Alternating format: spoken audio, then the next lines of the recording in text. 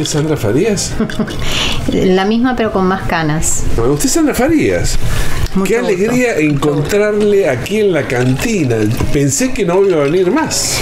Bueno, lo que pasa es que volver a hacer un podcast después de saber que tenemos fuertes competidores no se hace fácil, ¿no? Pero ¿por qué? No me diga que usted está amedrentada porque hay un par de principiantes que están empezando a hacer sus cosas en el podcast. Sí, están aprendiendo a hacer radio, cosa que nosotros teóricamente aprendimos a hacer hace 30 años atrás. Pero ahora tener un podcast o hacer un podcast es como la novedad. Es como estar de moda, como que está de moda hacer podcast, ¿no? ¿Cómo fue en los blogs? ¿Se acuerda a principios del 2000? No me acuerdo.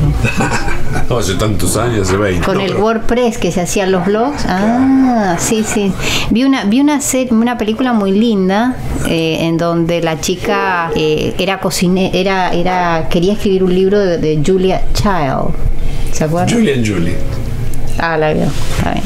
Peliculón. Que era sobre la historia de los blogueros, ¿no? De los que empezaban a hacer un blog, llegaban del trabajo y todos los días escribían un poquito y después se hacían ricos y famosos. Sí, bueno, el otro que hizo eso fue Hernán Casiari, que empezó con un blog en la historia de una mujer en un pueblo de la ciudad de la provincia de Buenos Aires y después terminó siendo un escritor. Fue la primer blog novela. Escribió una novela como si fuera un blog o al revés. Y ahora se ve el otro fenómeno que es los que fueron muy famosos o los que son todavía muy famosos y comienzan a hacer el podcast. Y le menciono el caso de dos figurones que están empezando con su podcast, o sea, están saliendo justo con nosotros, pero nosotros estamos en la Season 2, digamos, de la cantina. Es cierto, esta es la Season 2. Esta es la Season 2. Es la más interesante de todas las temporadas, ¿eh? Eso dicen. No sabemos cuántos episodios va a tener todo. No, es porque tiene que ver con la producción. Claro, está complicada la producción. Pero simultáneamente con nosotros arrancó otro podcast esta semana de The Boss and the Boss. The Boss and the Boss. Sí. Oh, The Boss and the Boss. Claro, Barack Obama y Bruce Springsteen. Oh, The Boss and the Boss, claro. ¿Y de qué van a hablar un guitarrista y un expresidente? Bueno, los dos van a contar un poco de su vida y cómo a través de ellos pasa la historia de Estados Unidos, ¿no? Qué pretencioso. Está bien agrandadito el podcast. Y para arrancar con el podcast y un poco la publicidad del podcast, porque si uno arranca un podcast tiene que hacer publicidad, digamos. Es como que tiene que mostrarse, aparecer, hacer ponerse lindo. ¿Y sabe lo que hicieron los Obama para eso? ¿Qué? Se fueron a Barcelona a aprender español, sospecho. Mira. Pero no, se fueron al concierto de Bruce Springsteen, que actuaba en Barcelona esta semana. Y Michelle Obama, que parece que no ha logrado conseguir renovar el contrato para su segunda season del podcast de ella, decidió hacer unas horitas en el coro de Bruce Springsteen. Entonces se puso a cantar en el concierto, probando la voz ahí. Le hace los coritos a Springsteen. Bueno. Y para terminar la noche se fueron a comer tapas y mariscos a un restaurante en Barcelona. Ay, qué envidia. Así anda la farándula, ¿no? Así que con esa competencia, digamos, de los que comienzan a hacer radio, que son novatos en radio, nosotros ya nos animamos a comenzar la segunda season porque uno ya tiene camino andado en esto, ¿no? Creo que le podríamos robar una frase a Charly García. ¿A cuál era la frase? Y la radio nos confunde a todos. Sin dinero la pasaré mal. No es el caso ni de Obama ni de Bruce Springsteen. El nuestro puede ser, pero bueno.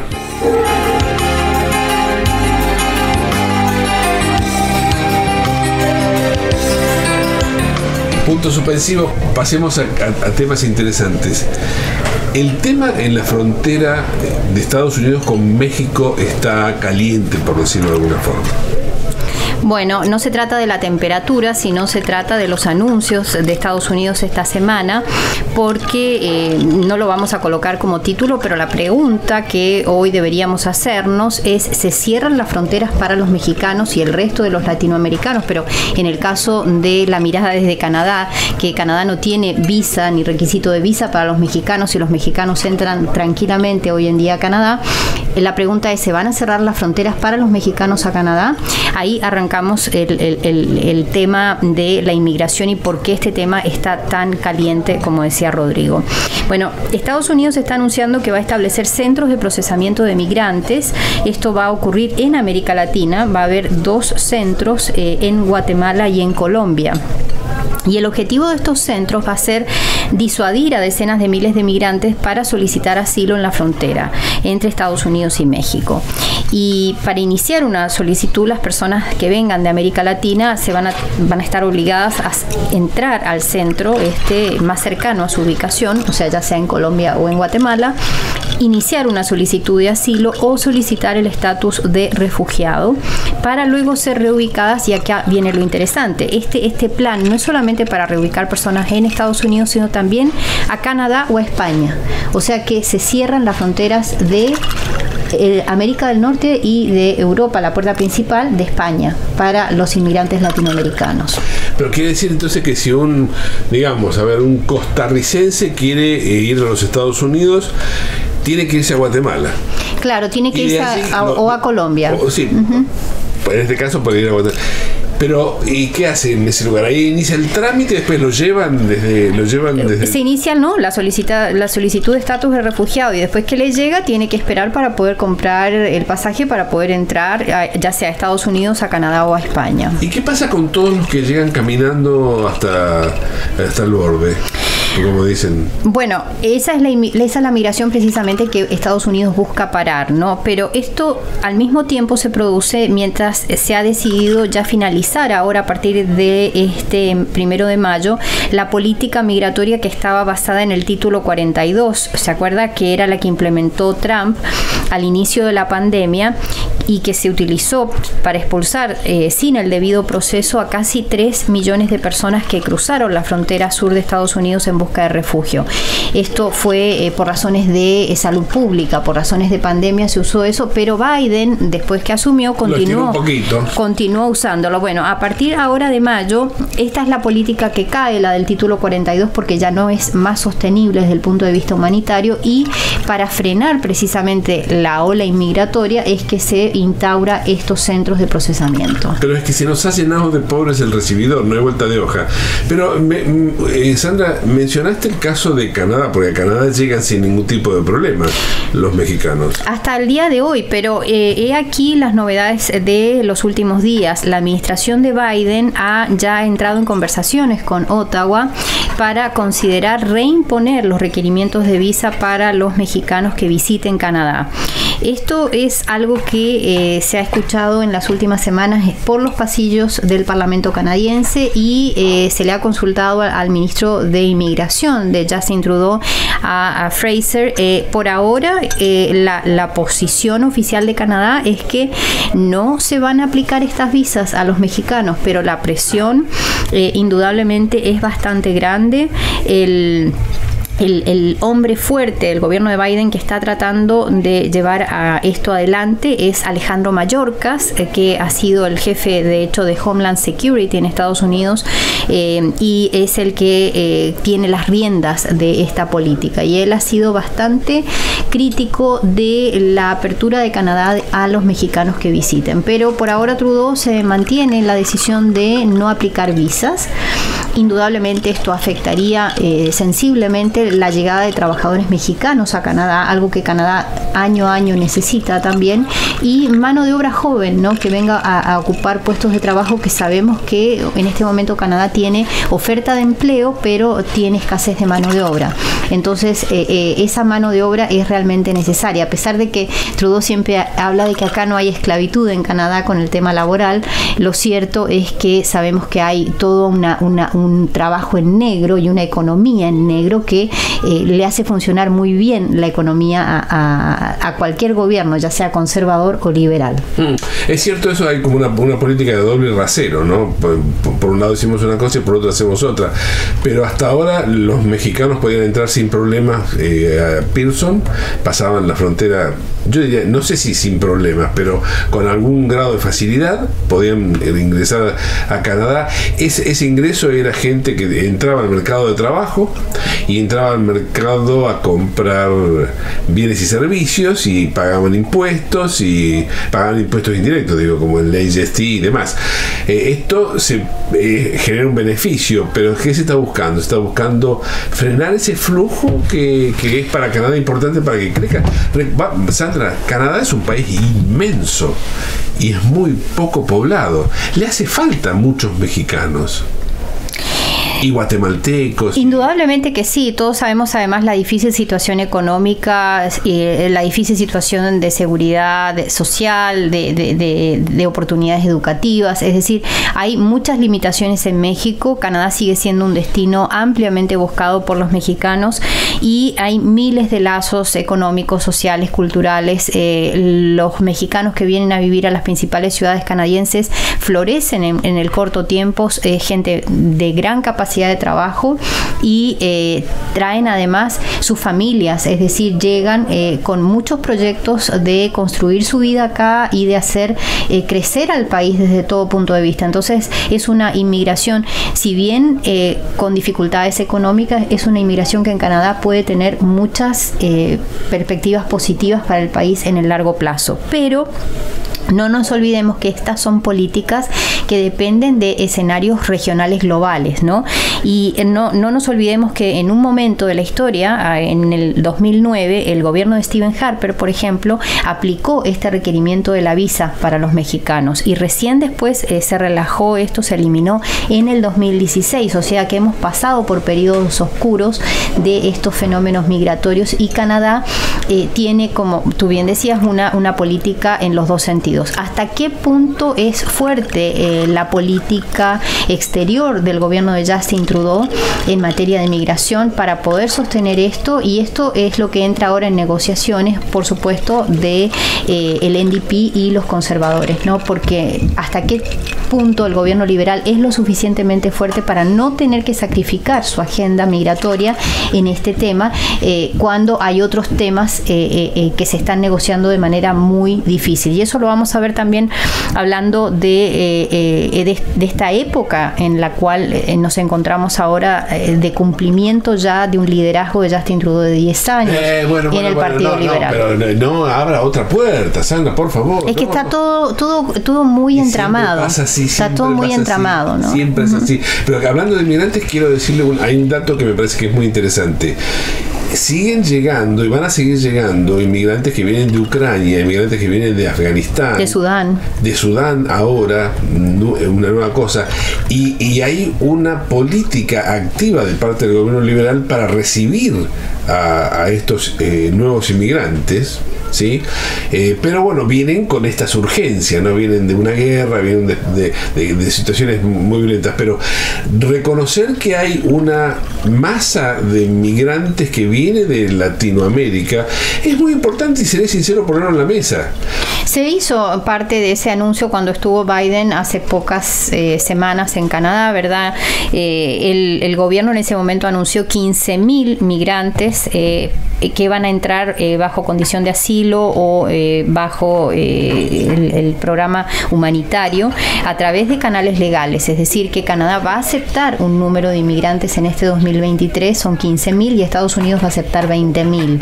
Pero esto no cubre las necesidades migratorias que existen en estos países. Sí, no cubre la fila que está pegada a la frontera allí. Les recomiendo la lectura de una nota que sale publicada en el Boletín Línea 1 de esta semana. Alberto Juan Barrientos escribe sobre la experiencia canadiense, que es la otra cara, la contracara de los inmigrantes que llegan, que vienen con todos los formularios, todos los papelitos, y que ¿a qué se dedica usted? A ver, me fijo en el NOC es el National Occupation no sé cuánto, se fija de si hacen falta periodistas. Muy bien, si entra, tiene 18 puntos porque es periodista. Después usted es periodista, viene a este país y no le queda más que ir a lavar ollas en la Tabola Calda. Bueno, dejémoslo ahí, está la nota en línea 1, el boletín del Consejo de Desarrollo Hispano, para que usted la busque. Y si no lo recibe todavía, suscríbase, mande un mensaje de WhatsApp al 437-335-1859, repito, 437-335-1859. Allí ese es el WhatsApp de línea 1, el boletín del Consejo de Desarrollo Hispano.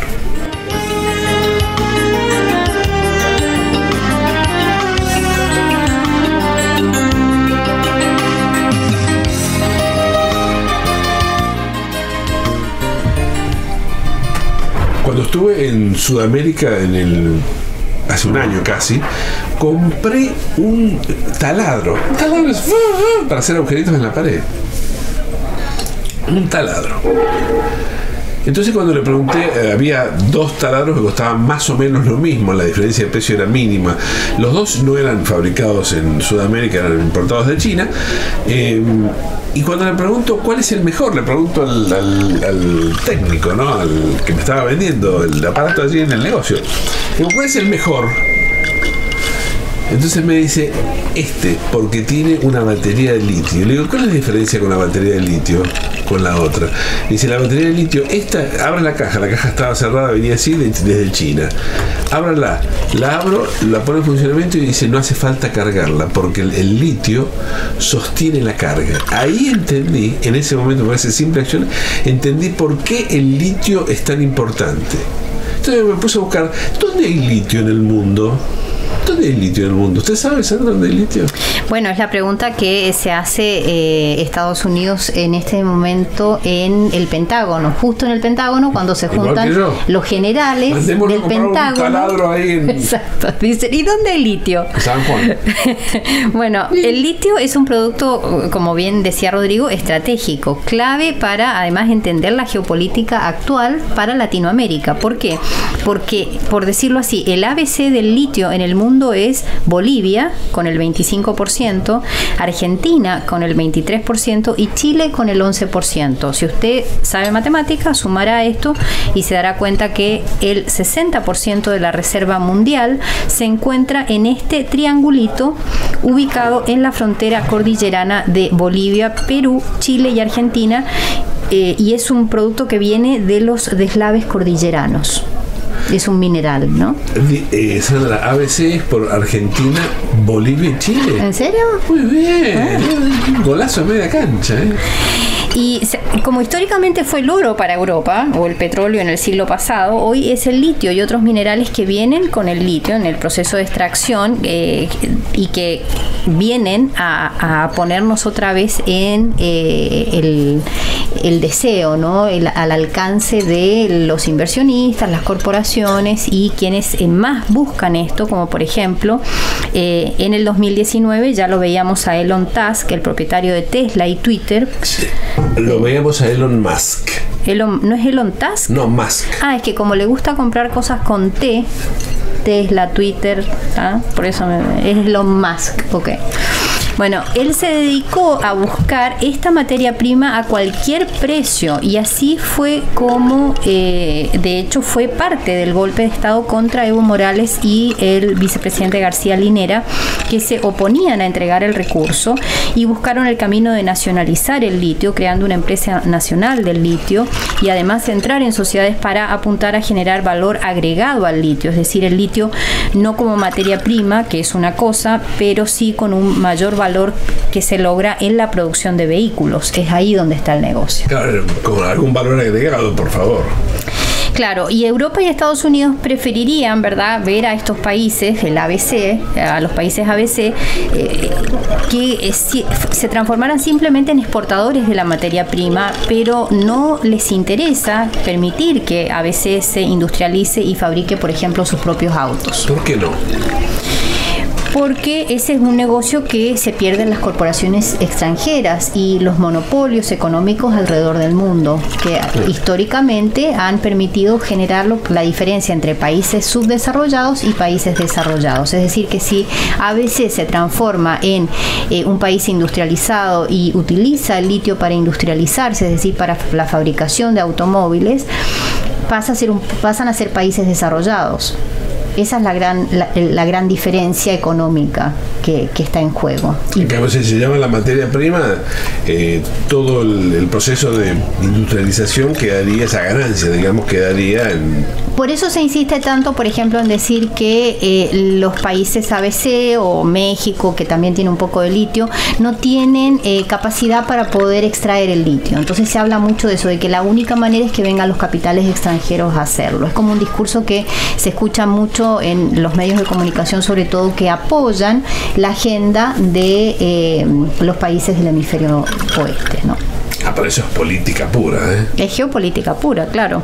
En el mundo hay 1.000 millones de automóviles que deben ser reemplazados con baterías de litio recargables. ¿Y por qué? Porque, como bien explicaba Rodrigo, ¿verdad?, el carbonato de litio es la materia prima que se transforma en baterías de almacenamiento de energía.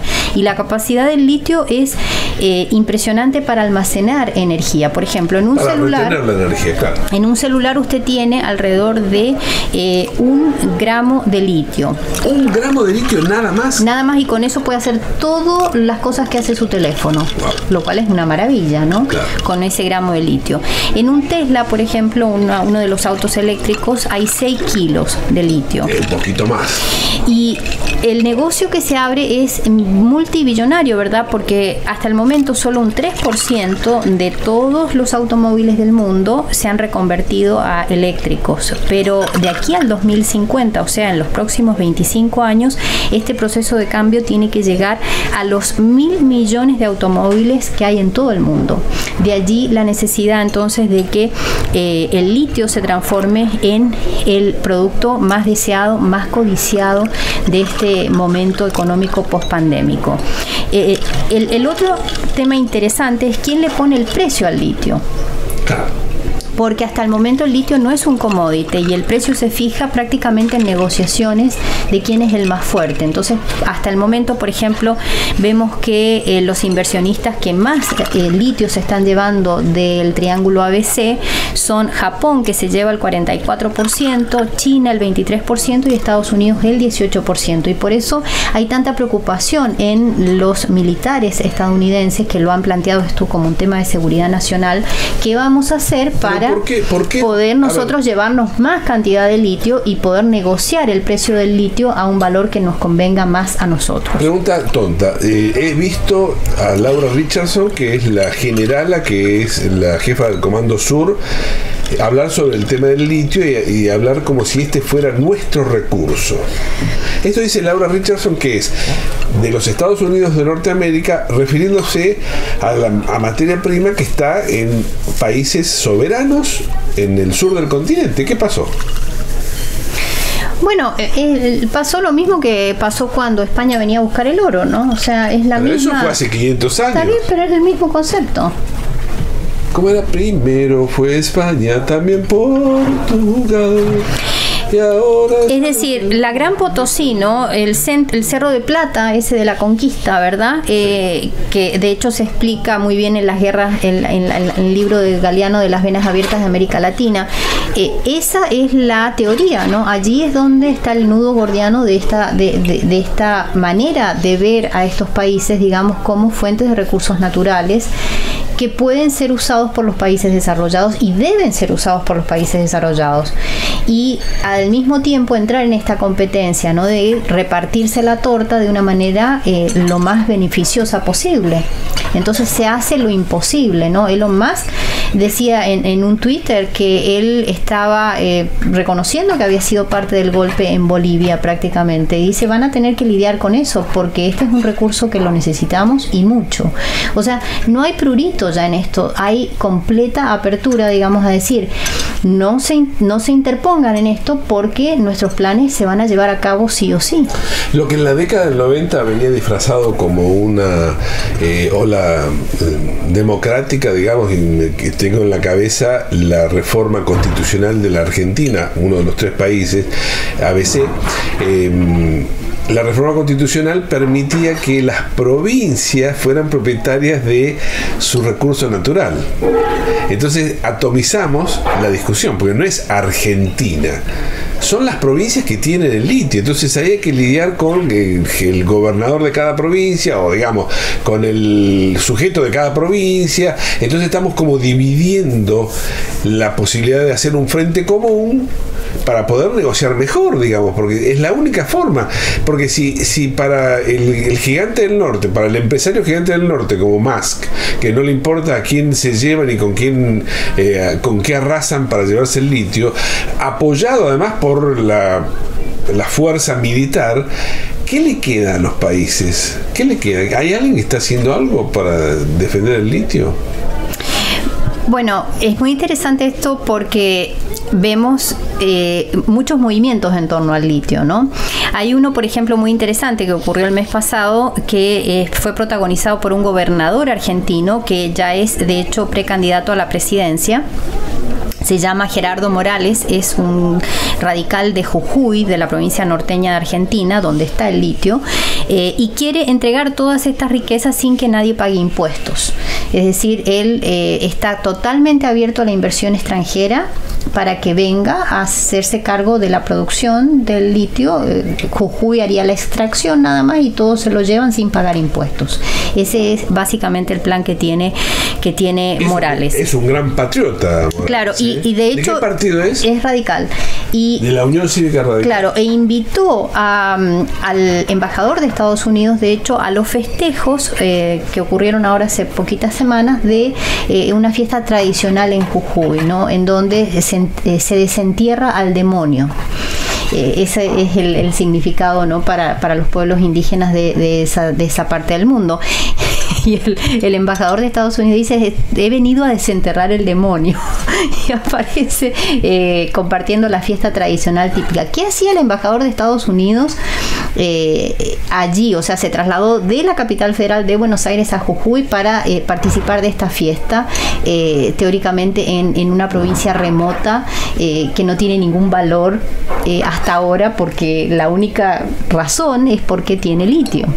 Otra de las visitas que se hizo a Jujuy la hizo la hija del expresidente Trump, cuando era presidente Trump, precisamente, y fue a la inauguración de la Semana de la Moda Internacional, no sé qué cosa, ¿no? Y dice, ¿qué fue a hacer Ivana Trump?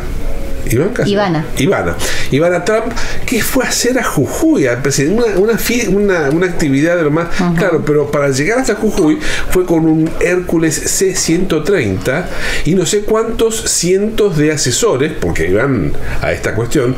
Eso fue justo una semana antes del golpe de Estado que hizo que cayera el gobierno democrático en Bolivia. Qué casualidad, ¿no? Bueno, y en Perú también... Estamos hablando de una provincia que es limítrofe con Bolivia. Y en Perú también hay bastantes, cambios que han ocurrido, ¿verdad?, en el último año, que hacen pensar que este tema está elevándose a la categoría de un problema geopolítico regional para América Latina, ¿no? Es decir, ya ha dejado de ser, digamos, teorías conspirativas, nada más de que hoy están buscando el litio, qué sé yo, sino que hay acciones concretas. El gobierno de Castillo cae abruptamente, viene un gobierno que es totalmente favorecedor de estas políticas exportadoras, digamos, de materias primas sin que dejen ningún recurso en Latinoamérica, que se opone precisamente a políticas como la que anunció el presidente chileno en estos días, Gabriel Boric, diciendo que quería crear una empresa nacional del litio, al igual como lo hizo Morales en Bolivia. A eso inmediatamente apareció al día siguiente en los medios de comunicación chilenos tensión casi bélica en la frontera entre Chile y Perú. Los medios de comunicación, CNN Chile, por ejemplo, transmitiendo programas especiales desde la frontera, creando este ánimo de tensión, ¿no? Como diciendo que Perú y Chile se van a enfrentar por inmigrantes, por un problema migratorio que han ingresado muchos colombianos, venezolanos, ecuatorianos a través de la frontera norte de Chile, y ahora mucha de esa gente se quiere volver a su país. ¿Y qué hace Perú? Les impide la salida de Chile. y crea ahí un problema humanitario. Eso lo puede resolver la policía de frontera. Claro, pero ahora están convocando a los militares y hay, en vez de haber un diálogo democrático y constructivo por parte, digamos, de las autoridades de política exterior de Perú, hay una confrontación con el gobierno chileno, una confrontación de tipo político para decir, ustedes tienen un presidente que es impresentable, que miren lo que nos manda, nos pone a los inmigrantes acá en la frontera. Es decir, ¿Han dicho eso? Han dicho eso, el alcalde de Tacna lo dijo y no se justifica, digamos, este tipo de escalada de violencia innecesaria en la política exterior de dos países que son vecinos y bueno, tuvieron una guerra históricamente, digamos, pero sabemos que quienes alimentan la guerra y los conflictos tienen unas agendas que van más allá, ¿verdad? Bueno, a ver, volvamos otra vez al ABC. Estos tres países, Argentina, Bolivia y Chile, concentran el 60% de la reserva mundial de litio, un mineral estratégico por la incidencia que tiene en la industria de las baterías, digamos, ¿no? Del almacenamiento de energía. Perú no tiene la misma cantidad de litio, pero casualmente es limítrofe. Perú es limítrofe, un país limítrofe de Bolivia y de Chile. A Bolivia no van a entrar tan fácilmente porque en Bolivia hay un gobierno que se ha plantado, digamos, y tiene una política de cuidado de las materias primas. En el caso de Chile también hay un presidente que está en el mismo camino. En el caso de Argentina se está dirimiendo en este momento entre quién y quién. Es muy complicado porque en Argentina, como tú explicabas, Rodrigo, las riquezas son provinciales, por lo tanto se busca atraer inversiones extranjeras y dejar al Estado Nacional fuera de toda capacidad de negociación. Entonces los inversores buscan beneficiarse con estas relaciones con los gobiernos provinciales. Esto hace que la Argentina tenga provincias ricas y provincias muy pobres, digamos, porque depende de los negociados, sobre todo los negociados minerales que existen en algunas de estas provincias, como son, por ejemplo, San Juan o Mendoza. No me diga eso de negociado, no, pero se presta, digamos, y lo cierto es que las provincias ricas de Argentina se benefician, pero el país en general no se beneficia, ¿no? de la llegada de estos capitales extranjeros. Esta va a ser sin duda una disputa abierta de los recursos naturales del ABC. La pregunta es, ¿vamos a repetir la misma historia? ¿Volveremos a ver entonces golpes suaves en la región pero efectivos en estos países para que se debiliten las democracias o los gobiernos actuales? ¿Se buscarán guerras entre peruanos y chilenos nuevamente como en el pasado? ¿Permaneceremos unidos o dominados?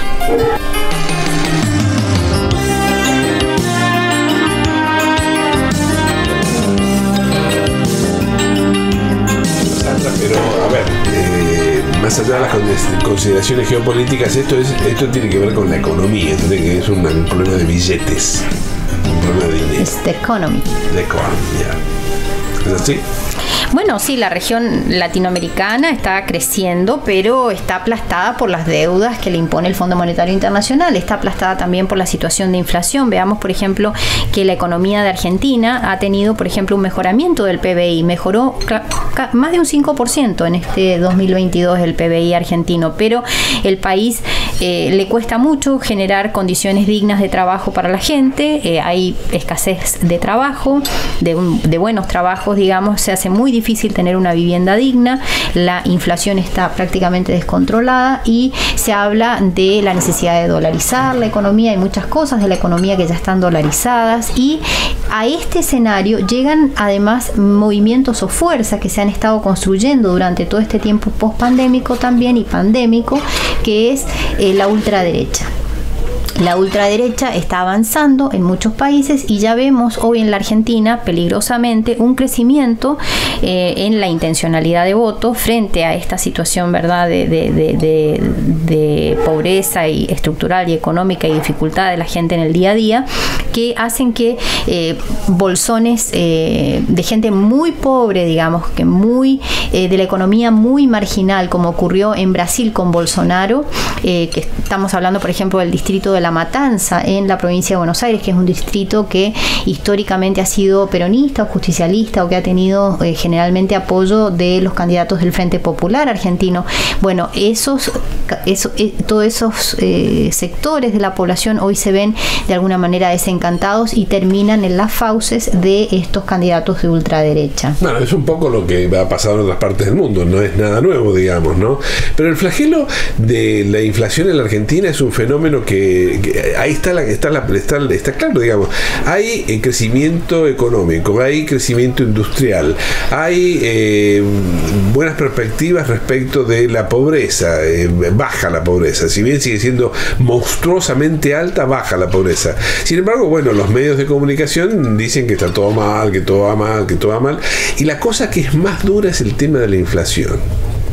Y frente a la inflación no hay sensación más horrible que ver cómo uno ya no come más queso. No es que hay 2 quesos en la heladera, ya no hay más ni siquiera carne. Un solo queso. La carne, que es tan valiosa para la cultura argentina, está por las nubes, está carísima y no tiene sentido, digamos, porque el productor del animal, de la vaca o del ternero, digamos, no el aumento que ha tenido su materia prima no es la misma que la que le sube al carnicero. Algo pasa en el medio, y lo que pasa en el medio es esto de la economía dolarizada, porque en la Argentina el dólar ocupa un valor relevante en la cultura del pueblo desde hace muchísimos años. No sé si son 30, 40 o 50 años, pero hace muchísimos años que el dólar es el gran recurso de seguridad al que todo el mundo apunta, los verdes. Por eso en la Argentina hay tantos tipos de dólar. El dólar tiene como 6 o 7 distintas variaciones, digamos. Hay un dólar para esto, un dólar para el otro, un dólar blue, un dólar oficial, un dólar turista.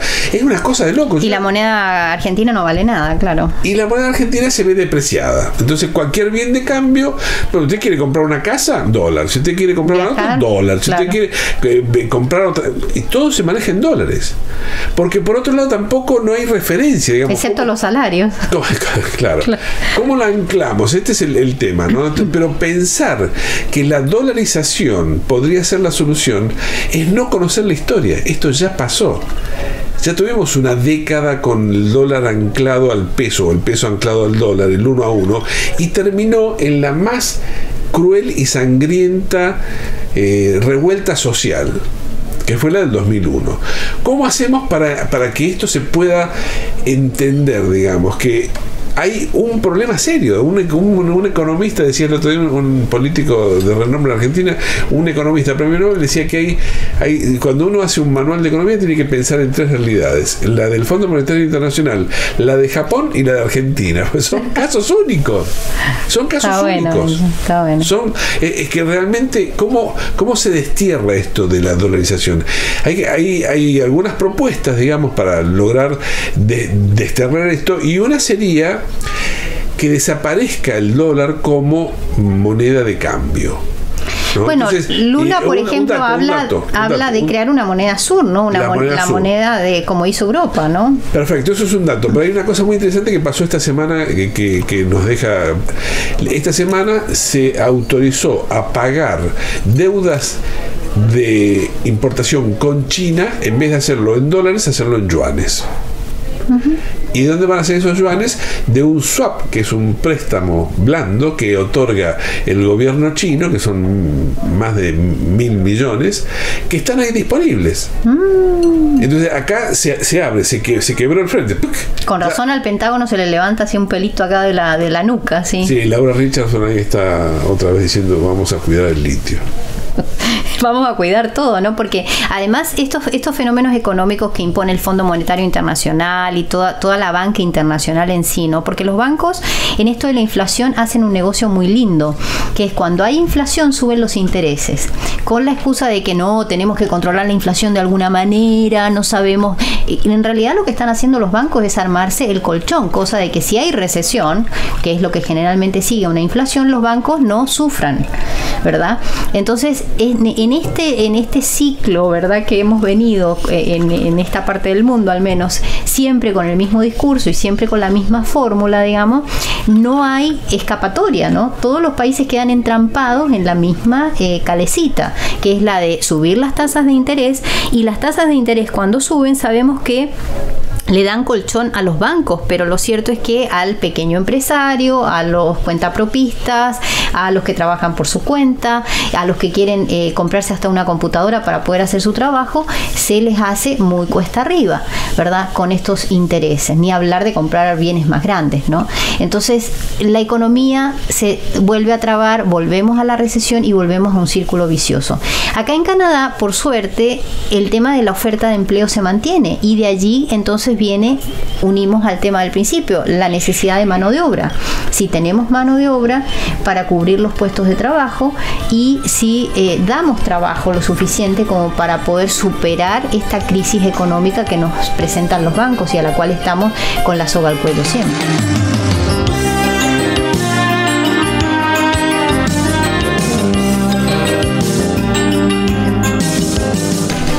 Bueno, ya que estamos en Canadá, ¿por qué no hablamos un poquito de Sunny Days?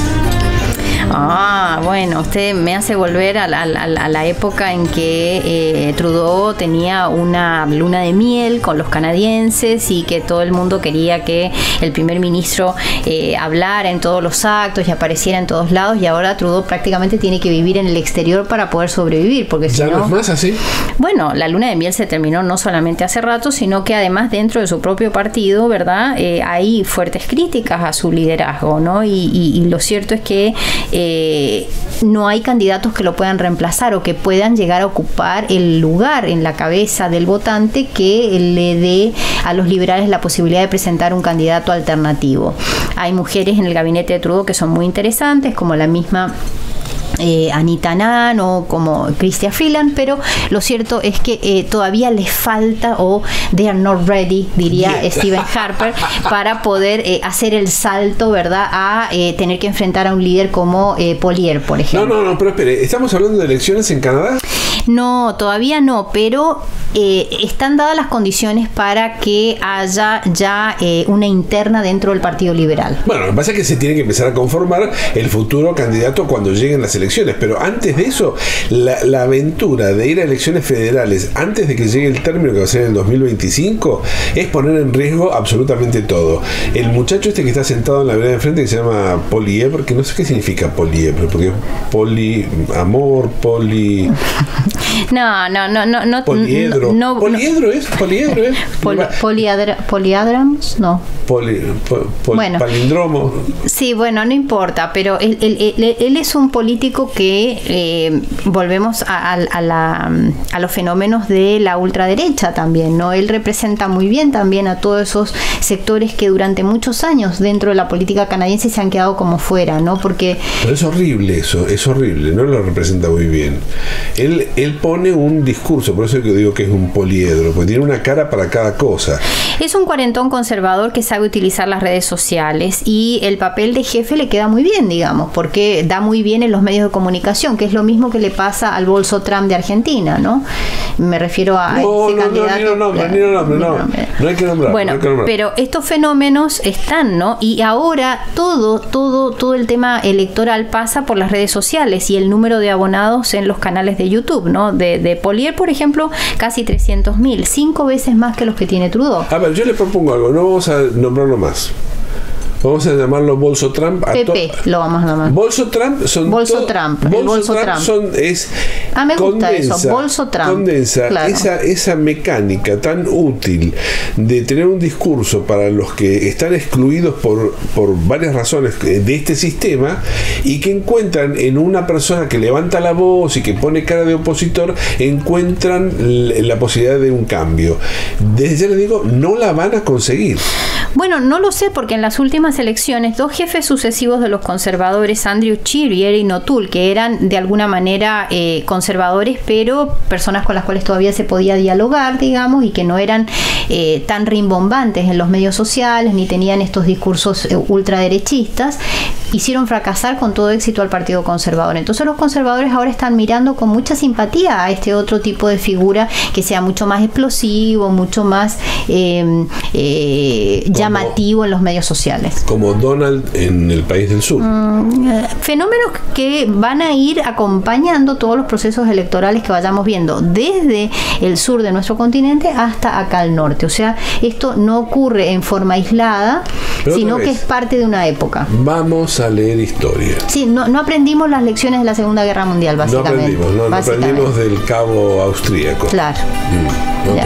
Bueno, está bien, allá vamos.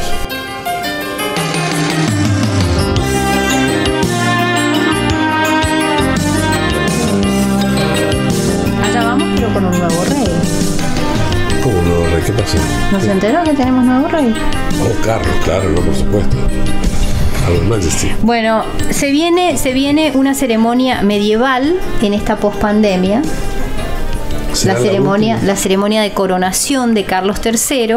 Suena como a destiempo, ¿no? Será ostentosa, 2.000 invitados. ¿Le llegó la invitación?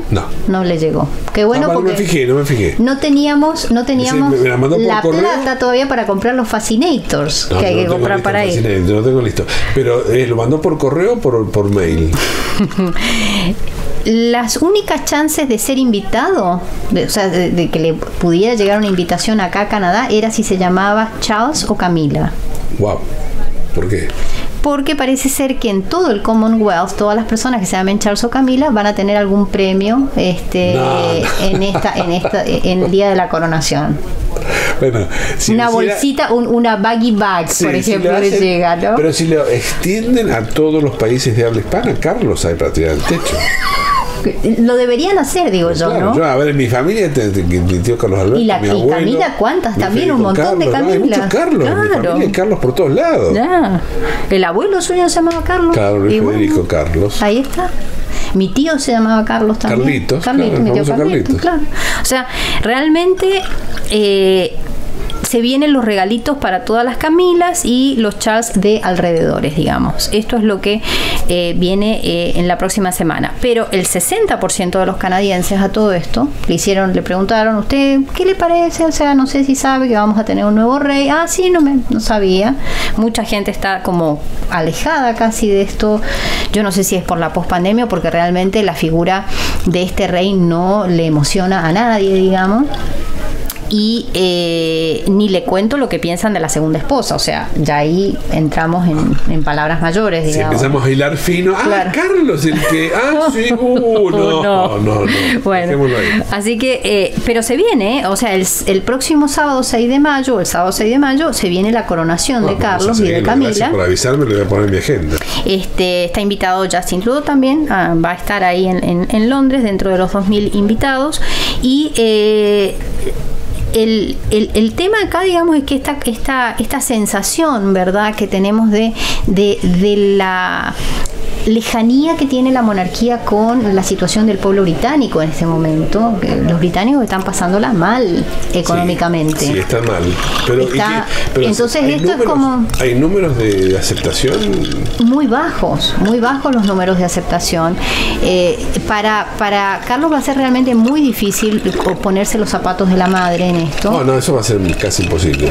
Para que llegue a la estatura de la madre, va a ser muy difícil. Pero aún así, 2.000 invitados es mucha gente. Yo digo, pero les van a dar un quiche para comer. Está bien, no, pero más allá del menú, digo, va a haber pompa, escándalo.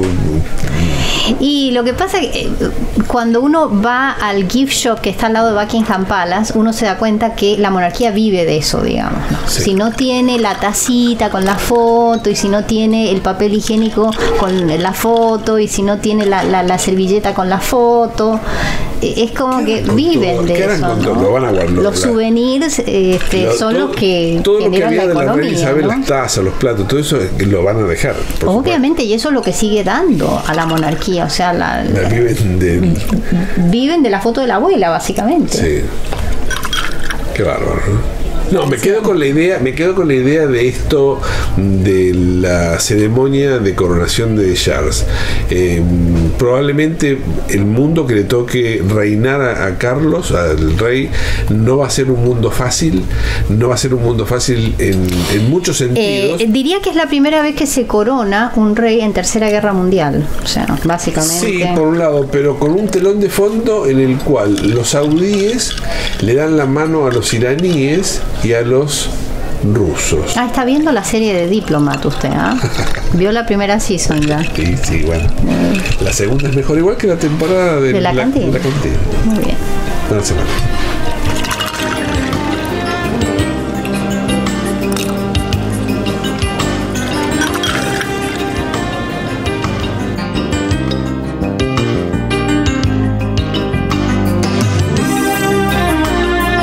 Rodrigo Briones y Sandra Farías se encuentran en La Cantina, un podcast semanal desde Toronto, Canadá.